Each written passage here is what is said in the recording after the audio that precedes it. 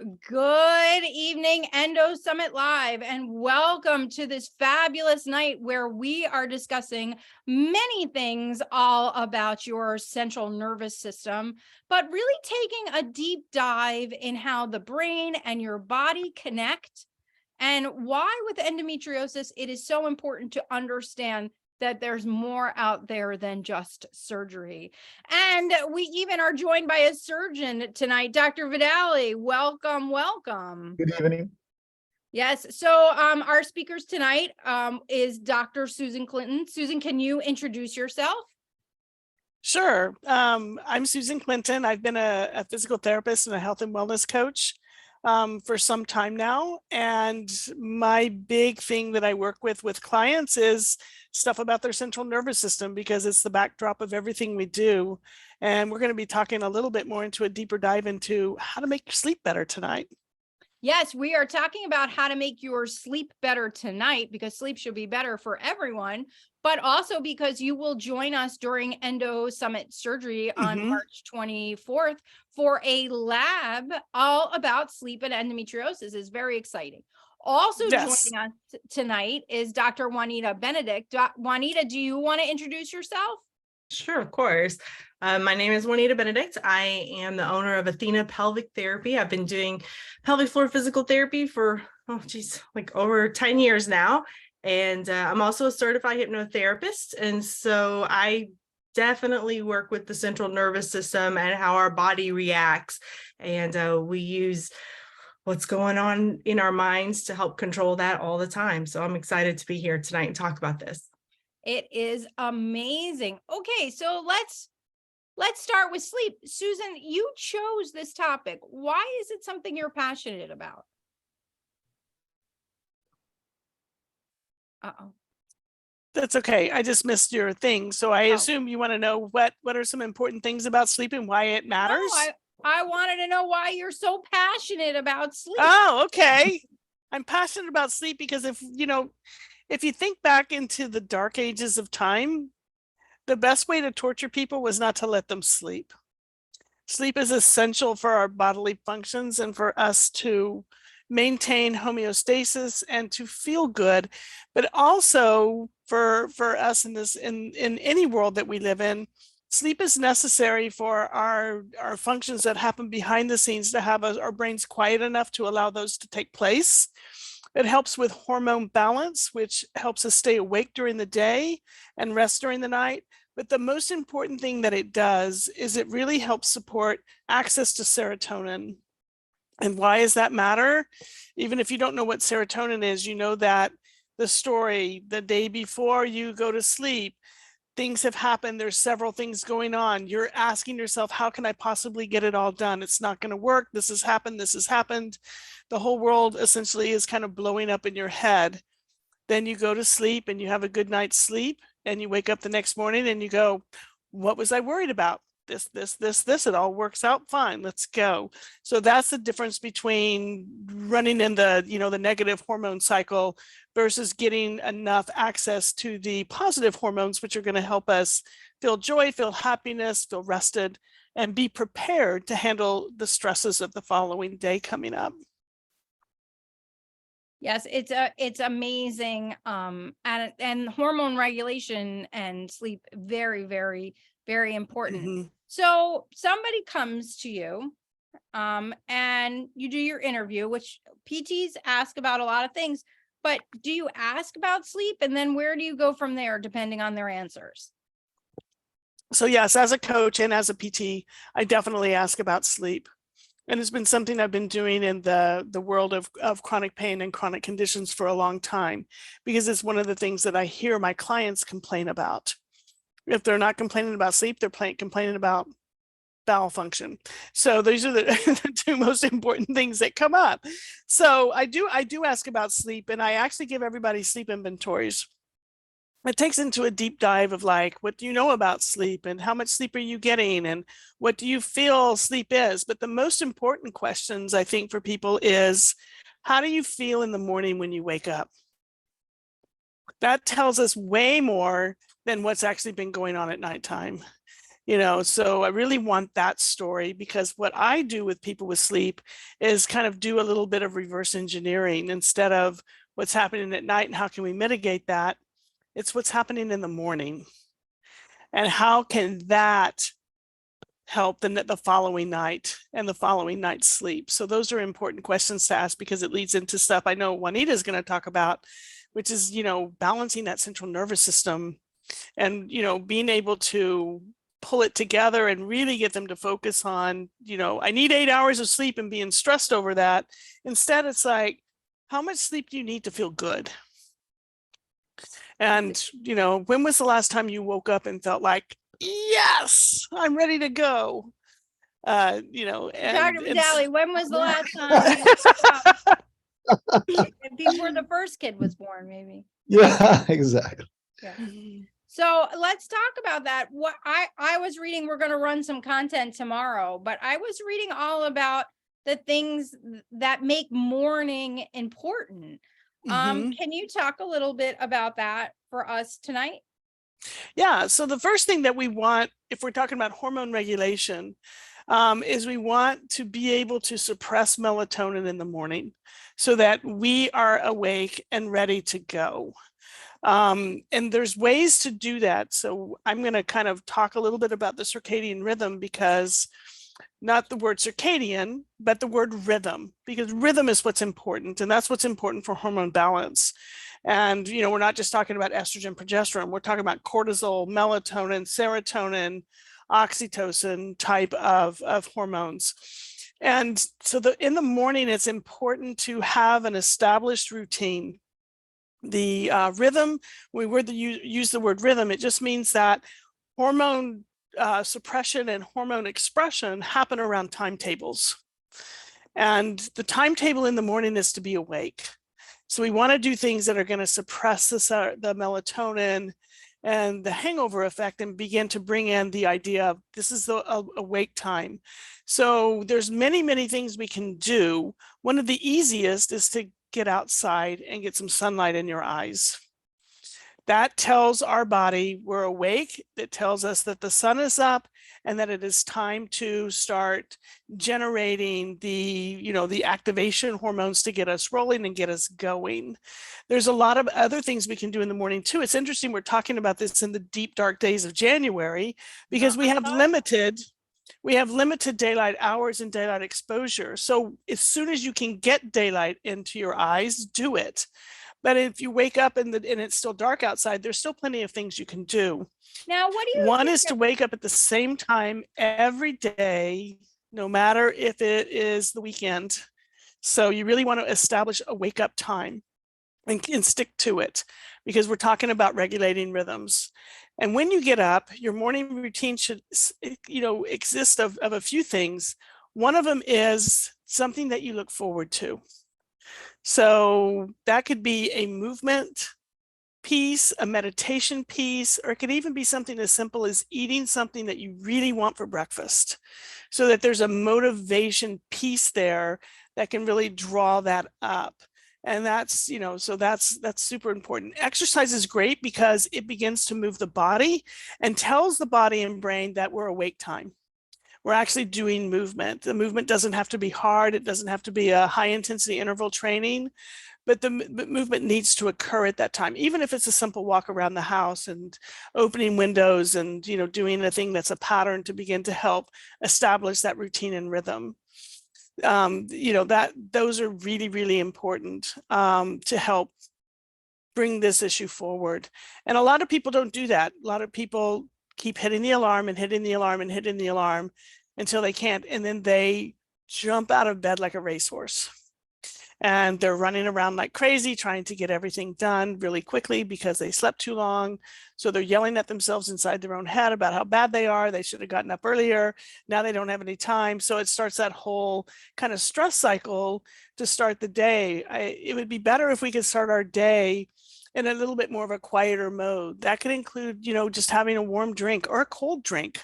Some people really like the idea of a spritzer to wake them up, which could be a little apple cider vinegar and maybe some green powder or some lemon, juice with it, whatever makes you happy, whatever kind of helps you kind of begin to come awake and come alert. And that's why we talk about those circadian rhythms. And what we do in the morning is, if we can establish the wake up routine and get it set, it's going to be much easier to reverse engineer the nighttime piece and what time you really need to go to bed to be able to arise at that same time to wake up every day. I think in modern world where we miss the boat is we have told ourselves the story that sleep is cumulative. So if you miss it, you can catch up on it. And we can do that and adapt for a while, but that's not a sustainable practice over time. And it's, so a lot of people will burn the candle at both ends, knowing that I can sleep till noon on Saturday or till noon on Sunday. But actually what that does, it makes them even more fatigued and tired on Monday, or whenever their next alert, early alert day needs to be, because they've gotten themselves out of the timetable of the rhythm. And so the hormones are leaking over from one area to the other, and it's harder to suppress that at that time. I think the really interesting thing about this is with endo is a lot of our clients with endometriosis are beginning to have symptoms even in their teens, as we all well know. And the melatonin cycle for teenagers is very different than it is for adults. And it tends to not kick in until much, much, much later in the evening and last a lot longer in the morning. And when we already have disruption with the chronic symptoms, heavy bleeding and the fatigue and the pain and things that come along with with endo, then that can really impact melatonin suppression and or melatonin activation at different times to fit in with school hours and college hours, and then lifestyle with young families, or just jobs and things that require different hours than our bodies can really wake up to. So being kind and gentle and finding the place to start can actually be the time when we need it the most, which is the morning. It's very interesting. Very, very interesting. Now, what's your opinion of the, especially in the dark wintertime in the Northeast, the sun? I've had doctors say that you can use, there are special lights and you have that one come on, say at 6 to 7, so that, your eyes are being woken up by sunlight. What do you think of something like that? I think those light therapies can be very, very helpful, especially for people who are really having trouble suppressing melatonin earlier in the day. So those can, for a lot of people, even just a cloudy day or watching the sun come up a little later in the morning during those dark times can be helpful. But for people who are really dragging and really having a problem, being able to have a light that they can switch on, or maybe even comes on by, an alarm can trigger it. Some of the light therapies include red light and some of the other lights. There's a bunch of them out there. They're not harmful because they're not, bringing in like sun tanning equipment that can, mess with our dermatome, with our skin. We don't want anything to do that. But those light waves can really be helpful to stimulate the brain to start suppressing the melatonin a little bit earlier. And for people who are suffering, like really suffering with, seasonal affective disorder, or just really dragging hard and fighting fatigue, those can be very useful and very helpful. I have a practical question. Yes. My wife has been conditioned since, she was very young to sleep in absolute darkness, like not even a sliver of light. Terrible sleeper. And, I always tell her, look, this is crazy. Why do you have to sleep with this like thing? This is not good for you. But of course, now it's like, too late. But she seems to believe that this is a good thing. I don't know if it's but I know, being Italian, in Italy also, people have a tendency to make it very dark. Whereas here in the US, we don't have that because we can't make our room dark. Unfortunately, there's no way. You can never really make them dark. Unless you have those curtains. Any one of the two panelists, what's your opinion on that? So my opinion on that is that it's going to vary by person to person. I gave myself the story that man slept under ambient light for millions of years, But the truth is, they actually crawled into a cave or a very dark hut and went to bed because of the light piece that, because they were so dependent on their circadian rhythms, because they were in balance more with the way the earth went, because they didn't have modern technology to assist them along. If somebody is very sensitive to light, and sometimes it can be just a little red light on the TV can be enough to stimulate some people's pineal glands that can actually wake them up in the middle of the night. And I think that if that is your situation, there's many ways you can do it, and you don't have to change the room. One of the things I would suggest is if you have a TV in your bedroom, just unplug it. You don't have to move it. Everybody freaks out like, I have to move the TV. I don't know where to move it to. It's like, just unplug it. Leave your phone outside the room. Get yourself an old-fashioned regular alarm clock that works off a battery. But the biggest thing that I think people can do that really helps is find yourself the most luxurious silk eye mask that you can. It is a game changer. Don't get one of those really rough cotton ones that scratch your face and make you feel bad. You can get a beautiful, beautiful silky mask that's just luxuriation for about $11. Pull it down over your eyes and the whole world goes dark. And for a lot of people, that can be just a major game changer. So you don't have to worry about if there's a sliver of light coming into the room, or, if the sun's coming around at a different angle that hits you right in the face in the morning, or if you're like I am right now in a hotel room while we're building our house, I can't mitigate all the lights that are in the room, on the little flashing thing with the shower head, in case the hotel catches on fire, or the TV red light, but I can pull that mask down. And that can really help, make a difference there. So it depends on the person. Other people can sleep very, very, they just have the tendency to fall into a very deep sleep. And they're able to do that, and that's okay. We just need to work with what the limitations and the struggles are of the person right in front of us, and know that there's probably a solution, but it doesn't have to be a very difficult solution. It can be very simple. My wife will be very happy to hear that. Mm-hmm. Texted me, there you go, it's normal. She's watching this. I always think needing to sleep in a completely dark and completely silenced room is the privilege of the older child, because the young or the only child, because the younger child, wherever they put you, that's it. I can't sleep. No, that's too bad. Yeah. Mm-hmm. Yeah. What is it, Juanita? I promise. This is so interesting. I promise you're next. So what is the relationship, when people go through, this is taking the lid off the box, but when people go through menopause, sleep is often changed. Let's leave it at that. What is the relationship to those kind of hormones and sleep? See, I'm really interested in this. So yeah, I will definitely. By the way, she has a great podcast. I don't know if you remember the name of but she has a great podcast which told me there's no shame in a nap, by the way. Yeah, 100%. I totally believe that. So the biggest change, and for our clients with endo who may have hormonal fluctuations, and some of you may have been because of surgical needs, have been kind of thrust into what we call medical menopause, which is a sudden change. But basically menopause is the time, or the perimenopausal phase and into menopause is a time where we really learn to live without estrogen again. Now we can do this because we lived for a long time without it before. Before we moved into puberty and our childbearing years and those types of things, we can live without it. Women live decades in menopause, and it's a very stable time. It's just that it's going to be different. And so when we start to lose and the estrogen goes down and it comes back up and it goes down and it comes back up, the thing that wakes us up more than anything is going to be the temperature fluctuations that occur in the vasomotor, the hot flash, big red skin face, things that occur that, that happen at that time. Covers come off, the covers go back on. We're hot, now we're cold. We're hot, now we're cold. And it's the temperature regulation that shrinks during that time and really causes the biggest problem.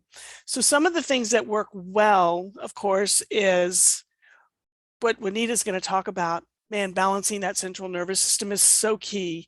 Eating foods that are non-inflammatory or less inflammatory, having a nice movement practice really changes the vasomotor expression of menopause, which is important. So all of those foundations of health are there. The other thing that works really nicely is if you go to bed cool, you're likely to stay more cool during the night. So a warm, hot shower at nighttime that may have worked when you were 25 isn't probably going to work when you're 58. It may need to be a cool shower. And I know Juanita's going to talk about vagal toning, so I don't even want to like get too far into it, but getting some cold exposure onto your head in the morning can actually change vasomotor symptoms at nighttime, because it brings the system down into a little bit more regulation. Now, people can be terrified of cold water. I get it. So if it's first thing in the morning and you're taking a warm shower, take the warm shower, but just gradually cool it down and see if you can get your head in the cold water for at least 15 seconds before you get out. Talk about waking up, suppressing melatonin, and being, in a good place. That can be very helpful. Where I live in northern Michigan, all I have to do is half the year is just go stand outside for a minute, and I get all the vagal. What's interesting? But the summer I stayed in Miami, helpful. And it never got cold out. I didn't flash once because you're hot all the time. You don't even. Yeah. It's a steady state. Mm-hmm. Yeah, you don't even notice, right? Because I'm in Florida, so you don't even notice. Mm-hmm. So, my grandmother, used to always tell us, because I grew up in hot, sweaty Texas, and people always handed us a hot drink in the summertime. And I never really understood why. And they said, you're not going to sweat if you have a nice warm drink. It's only people who drink ice drinks that are sweating and feeling miserable. It's like, really? So it's interesting what people do to adapt and change to their times, because as you say, in Florida, it's pretty much the same all the time. So am I really having a hot flash, or am I just hot? Right. Because there's a muggy blanket outside. Now, we do have a small partnership, just to add this in there. There's a company called Rest Duvet, and they've engineered sheets and a duvet to help with that wick away sweat, which I'm very excited to see how that unfolds, because that was, we do it when we wear workout clothes, but I think it's like genius to put it in a sheet. I know. And there's companies that make bamboo pajamas that are more breathable. There's a lot of beautiful products out there that can really help. But, getting to the foundation of it, it's going to be, watching what foods, you'll know immediately what foods make you feel inflamed. Get rid of your trigger foods for a while. You can introduce them back in again as you feel better. But, when you're in the throes of it, decrease the trigger foods. You know what they are. Everybody does. And look to like getting some movement in. More movement can really help the vasomotor response, because if you think about it, when we move and when we exercise, we perspire, we sweat, we do these things, we get muscle pumping action, we get hormonal benefits from exercise that can actually last into the night for us. So those don't forget the foundational health pieces too that can really help as well. Now, what do you think? And Juanita, I'm sure you have an opinion on this as well. The phone by the bed with the scrolling before bed. I mean, you should see the research. Dr. Vidali, have you looked at the research on that before? So there was an interesting article just this week on the Wall Street Journal about it, that was, it's not a scientific article, but it got a lot of attention actually. Mm-hmm. So any opinion on the phone next to the bed? Go ahead, Juanita. I was just going to say, I'll tag with you. Go okay, right ahead. We'll go back and forth. That's fine. Yeah. I was just going to say, I've been doing actually a lot of extra reading on distraction, specifically on distraction. And of course, the main product of our time that creates this distraction is our phones, right? And one of the most interesting things, the rise of anxiety levels that people have when their phone is not around them anymore, because we have changed our life in such a way that the phone is integral to everything we do. And so there can actually create a lot of anxiousness with the phone not being near the bed, although it also creates a lot of distraction. And if you do wake up, and I'll admit I'm guilty of this sometimes too.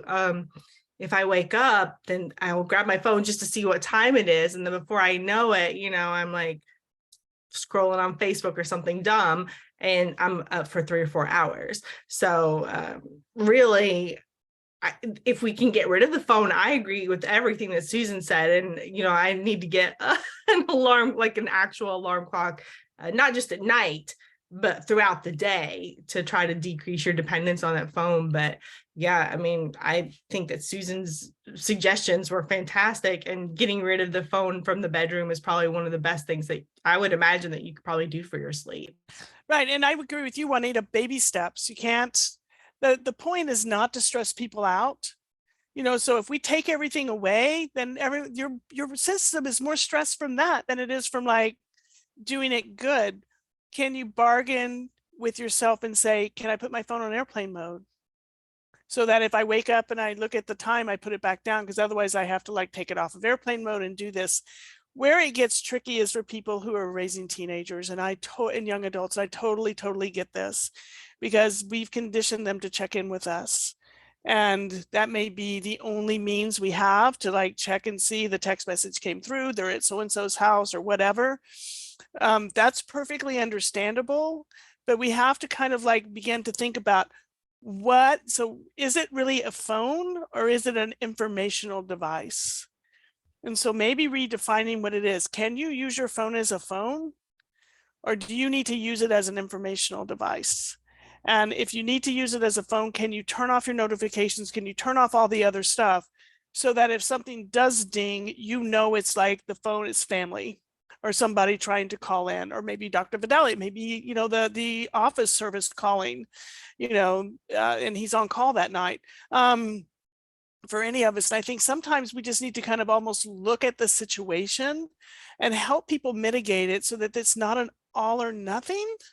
Because I loved what you said, Juanita. It could be too stressful to like not have it there.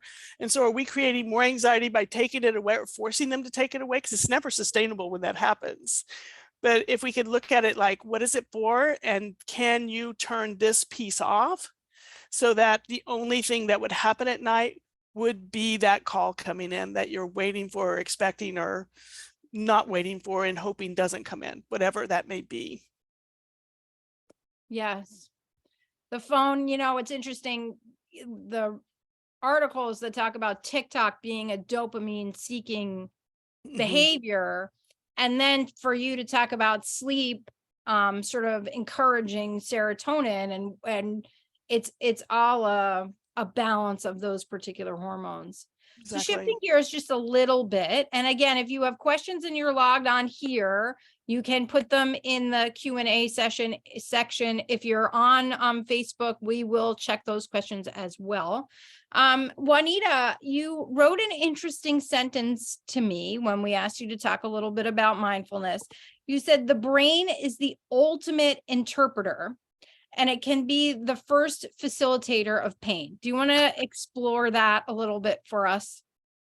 Sure. So one of my areas of interest has been pain management for patients for many reasons.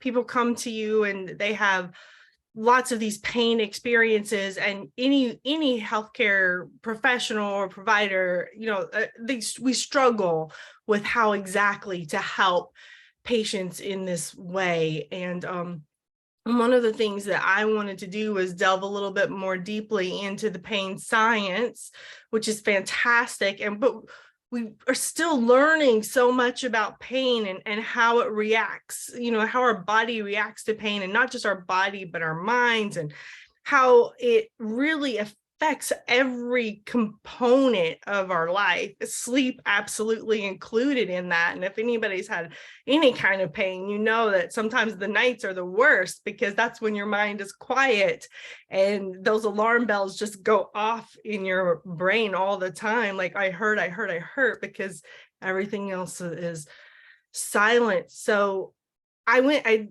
studied a lot of pain science, still studying it. Anything that is that way, I love to get into that. But there comes a point when we have to go a little bit deeper, because there has to be more to it. And so that's where I decided to learn a little bit more about hypnotherapy and what's happening with the brain and the subconscious and what's really going on that level, because it's not just about how it happens, but it's also about how we can manage it ourselves. Like, how can we take some control over pain?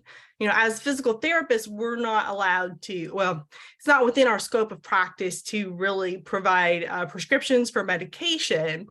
So yet we're kind of the last stop for a lot of people who have a lot of pain, and they've already been through the whole pain medication regimen and it didn't work, or it's not working well, or they want to get off the pain medication. So how do we do that? That was kind of the question in my mind. And so what I've been learning through all these years and work with the patients and you know, studies both through pain science and hypnosis is this idea about, you know, the brain is really the ultimate interpreter of pain, right? I mean, that's just the way our nervous system works. The nerves themselves are just the messengers. They're sending up the signals as to whether something is not right in the body.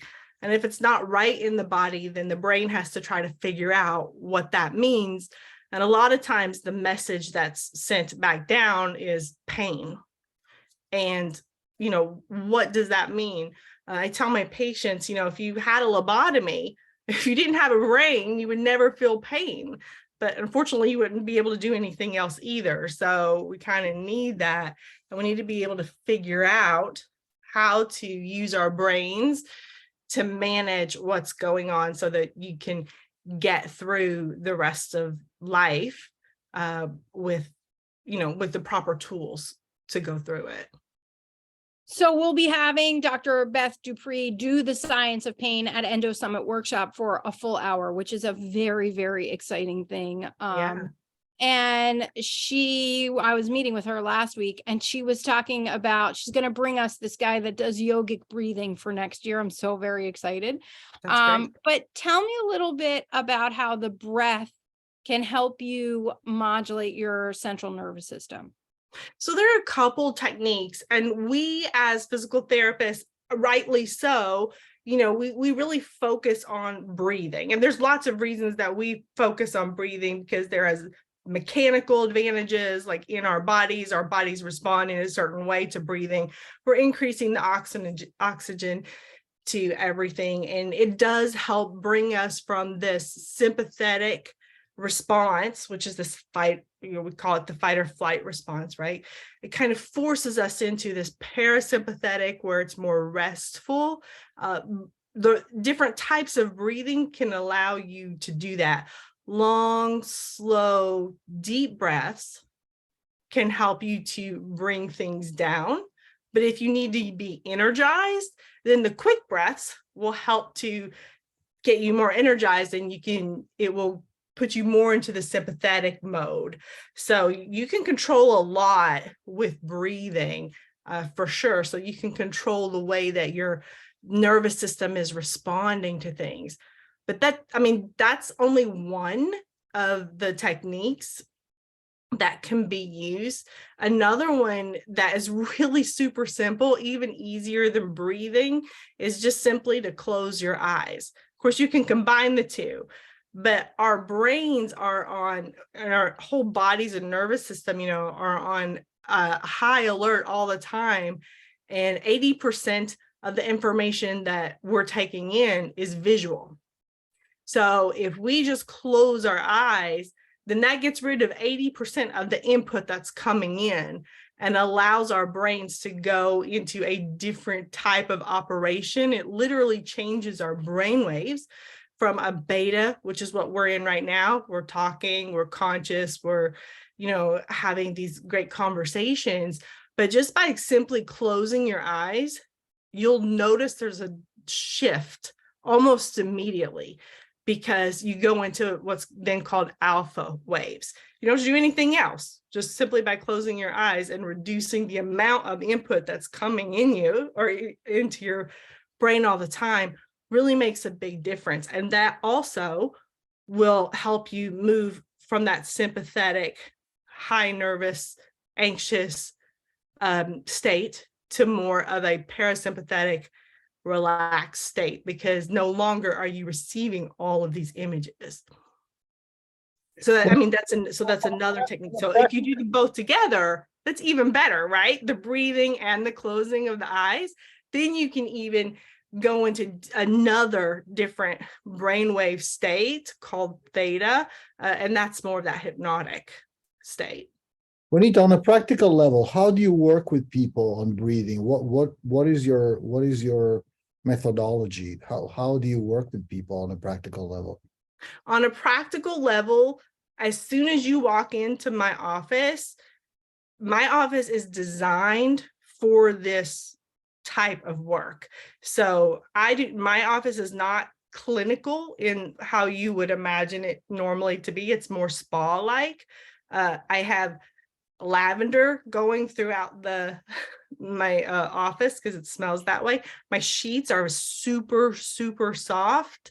And I use like cloth sheets for people and not like plastic sheets. So it's all about the environment first to sort of disarm that nervousness, right? Because pelvic floor therapy is a very intimidating experience for a lot of people.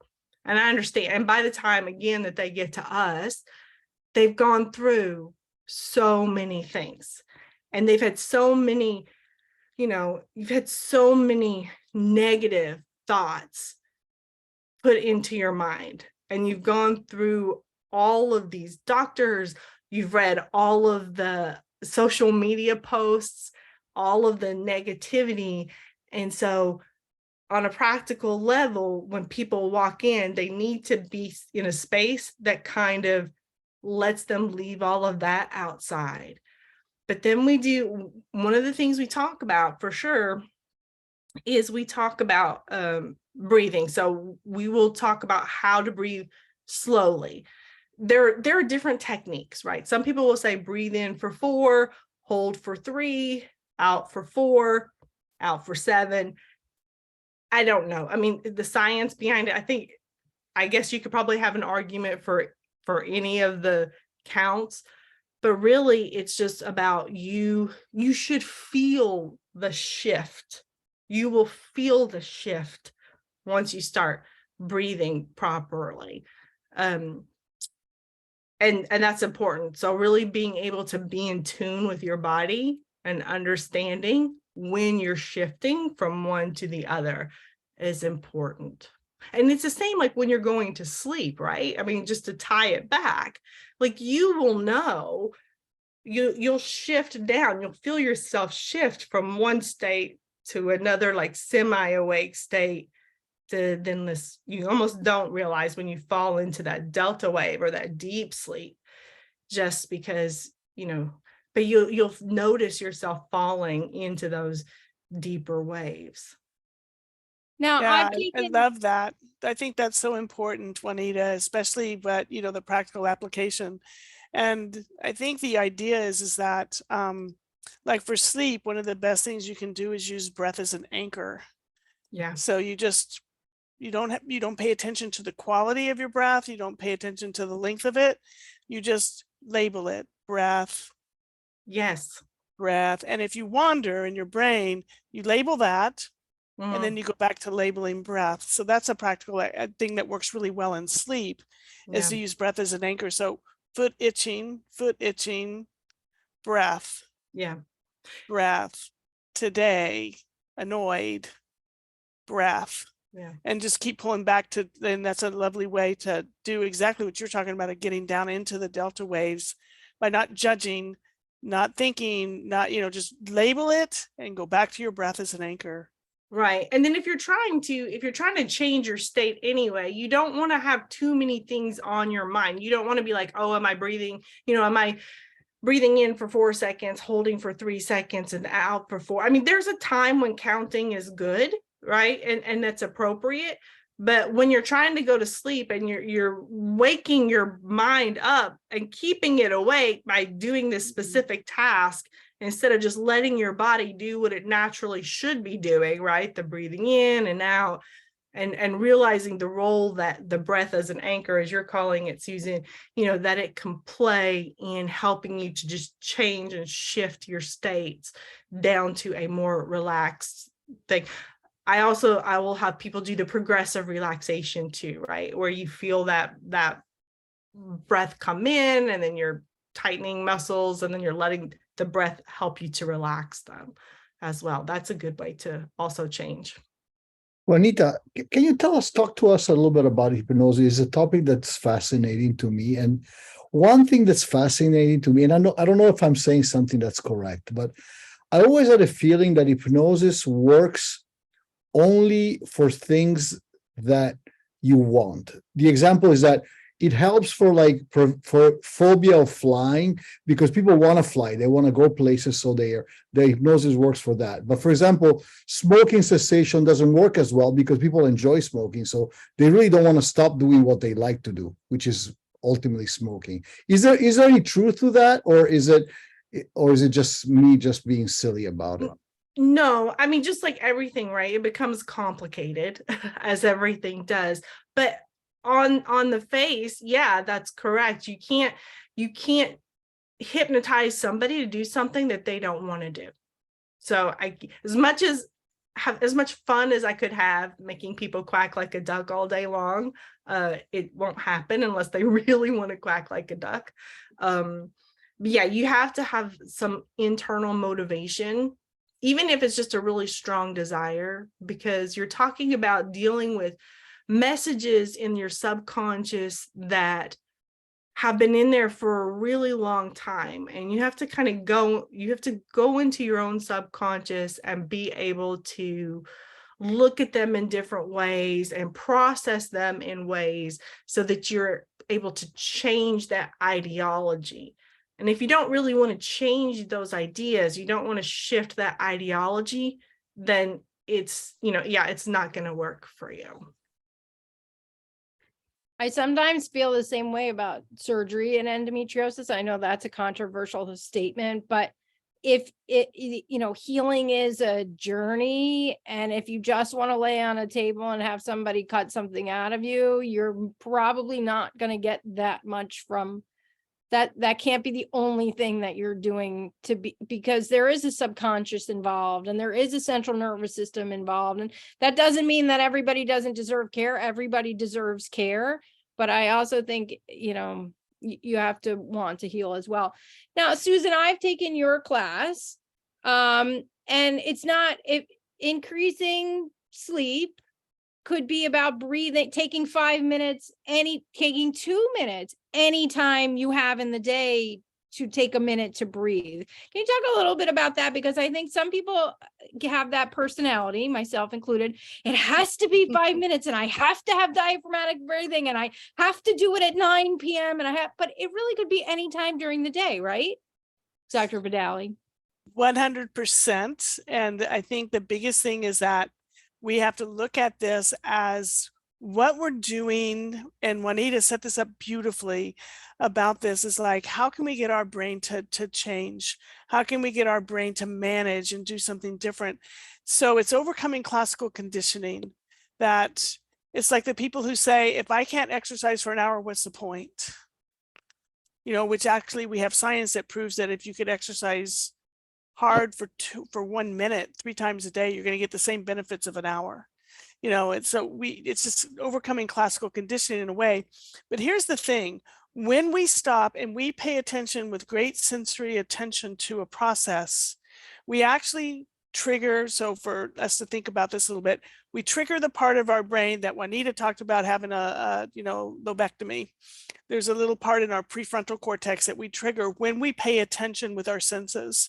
So breath is a beautiful one because it's easy to access and it's primary. We don't breathe, we don't live. So, that's the easiest one to access for us. When we do that, even for 2 minutes, a few times a day, we start building a neural pathway over to the area of our brain where we can access oxytocin, serotonin, and the endorphins, all of those types of things that are important. The more we do that, it's like following the idea that there's a car going downhill. Every day we wake up in the morning, we're at the top of the hill. By the end of the day, we're at the bottom of the hill. How fast do you want to get to the bottom of the hill? Do you want to get to the bottom of the hill and crash and burn? Have a train wreck on the way? Or can you put the brakes on a little bit all throughout the day so that we glide into the bottom of the hill at the end of the day? And that's where that comes in, because it just basically comes on, fires up that neural pathway again, allows us that access, closing your eyes. I love that. Just the simple idea, close your eyes and just listen to the closest noise that's near you and the one farthest away, or close your eyes and reimagine something with great detail, just for 2 minutes, reimagine a success, reimagine doing something different that you wished had gone differently. When you wash your hands, clinicians, pay attention. So how many times a day do you wash your hands, Dr. Vidali? I mean, a lot, right? If you paid attention, like if you made that your time to like have full sensory attention to the temperature of the water, the soap gliding on your hands, how your hands feel touching each other, all of that beautiful stuff for that minute, and you did that, 15, 20 times a day, you are like, you're killing it. You're like building that pathway and getting over there. And it's such a great boundary. We have our clients do something every day. If they can do it with that great attention that Juanita was talking about, then that's something that they don't have to think about stopping and doing something. It's just that put attention onto what you're already doing, brush your teeth with such attention, chew your food with the amazing ability to taste everything that you're chewing. Slow it down for just a minute or two and really experience it. It can be very helpful. Oh, I'm sorry. Go ahead. Just to hop onto what you're saying and to put a little bit more of a spin on it is when you were talking about washing your hands, one of the things that we talk about a lot, especially with people who are in pain, is don't focus on the sensation of pain, because that's a very abstract. Like your brain doesn't really understand what pain is. Instead of calling a sensation that you're feeling pain, try to identify it, right? Really bring your attention to it. Where is it? Is it sharp? Is it dull? Is it familiar? Is it new? Like even give it a color or a shape or some sort of tangible thing that maybe eventually is something that you can work on controlling and shaping and whatnot, but just getting that attention, it changes your brain state from being, oh, pain is something I can't control, it's just this abstract thing, to, oh yeah, it's something I understand now, right? This is familiar to me. And then we can work within those bounds to kind of change that. So the language that we use is really important too, because pain has that, it has very negative connotation to it, right? If you think about pain, there's nothing good. There's rarely anything good associated with pain. And then you as a person have experience with that, and emotional experience and physical experience. And even if we just think of something, we have physical reactions to that. So like today I was thinking about my dad. When I was a kid, it was snowing, we were in Kentucky, and I didn't have a sled.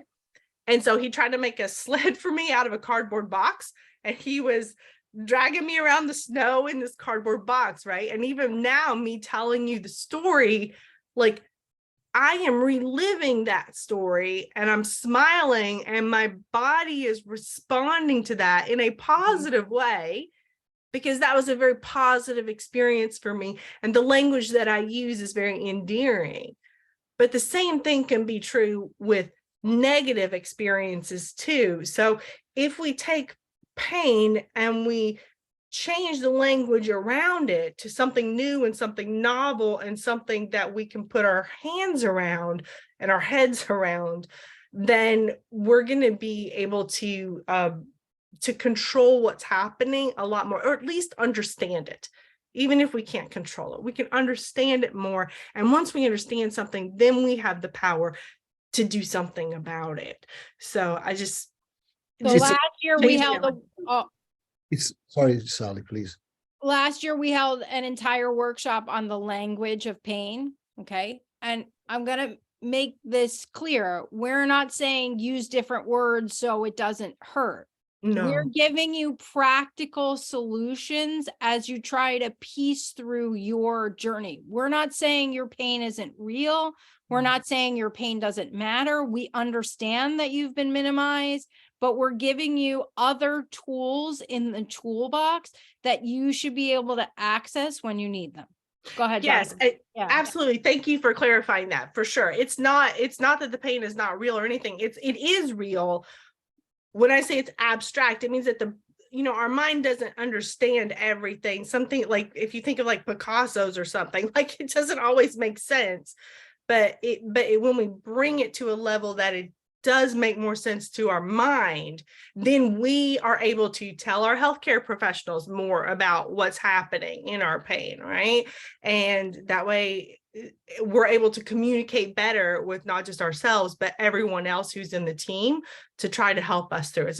You're right. It's a very practical tool to try to advance what we're experiencing and to be heard as patients so that people know what we're actually going through. I would have to say that it's a very interesting concept, but I think that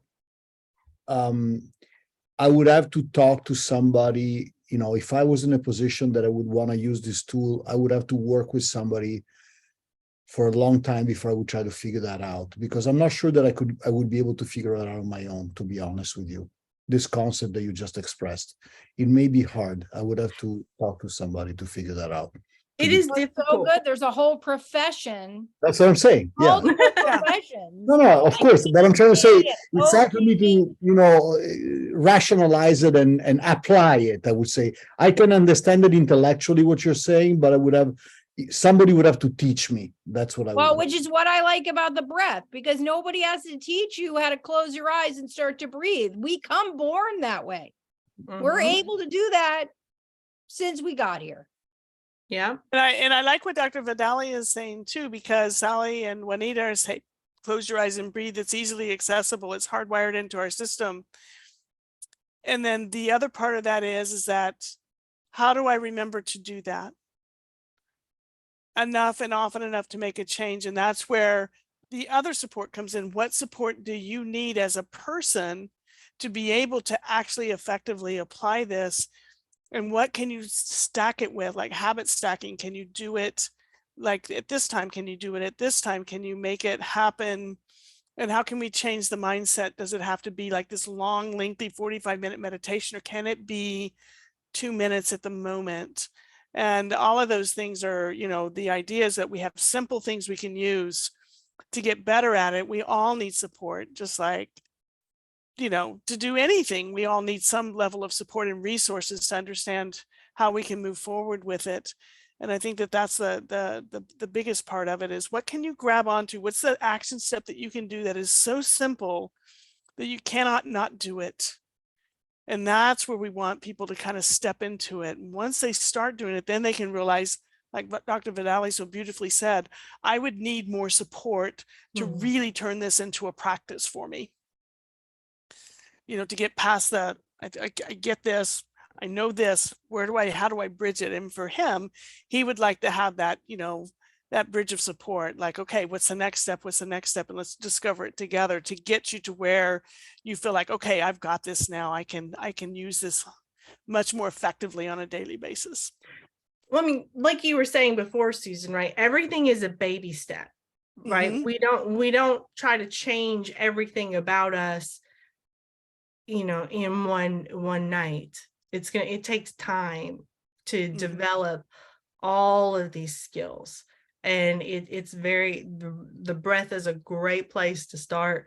Again, I think closing your eyes is also just a great place to start to help you to center and to create that attention to detail that you were talking about before, being very focused. I do it all the time when I'm practicing, just so when I want to focus, I'm like, really, I'm closing my eyes, and so that I can feel what needs to be felt, or, work on what needs to be worked on. So I think, yeah, I think that that's great. Yep. idea. Small hinges swing big doors. Exactly. So as we begin to wrap up, we have some very exciting things in March that'll feed right into this. So we have a relaxation station, which is created by an attendee from last year who felt that viewing all that surgical footage was very triggering, probably for even the surgeons. And she has some essential oils there. She set up the whole thing.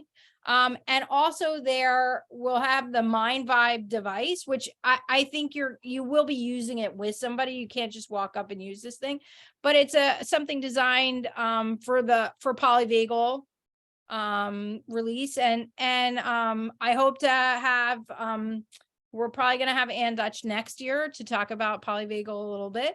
But I think so we'll have some essential oils so you can see if that brings you back. We'll have also, we have added a AM centering, so you can go and have like a moment to breathe. It's not, I don't want that AM thing is not yoga. Although you will be sitting on these very cute yellow towels from Costco that I had to order that were delivered today because I can watch everything go on. But just different things to make sure that you stay in the moment and don't have to check out from the experience that is the Endometriosis Summit. So we close tonight the same way we close every Endo Summit live. Juanita, what are you looking forward to the most about this year's Endo Summit? I met the most interesting people last year, so I'm really looking forward to meeting more people in general, just all across the spectrum. I'm bored, and it was just fantastic. So that's what I'm looking forward to, is just the people. And Dr. Vidali, what are you looking forward to the most about Endo Summit? Now that you know there's going to be a whole lab on sleep. Well, I'm definitely going to the sleep lab, that's for sure. Look, I think that in general, one of the things that the enrichment that I've obtained personally and professionally myself, and not just professionally, but also on a personal level, is been incredible. And, I'm looking for personal enrichment as well as professional enrichment. But this is what the Endometriosis, I really think it's a very special event. And because it does enrich people personally and also professionally. And I think very few meetings are like that. Very few events are like that. We are 5 years old this year, so we're going to be sharing some opportunities to share your 5 years of Endo Summit memories with us. Susan, what are you looking forward to the most about Endo Summit 23?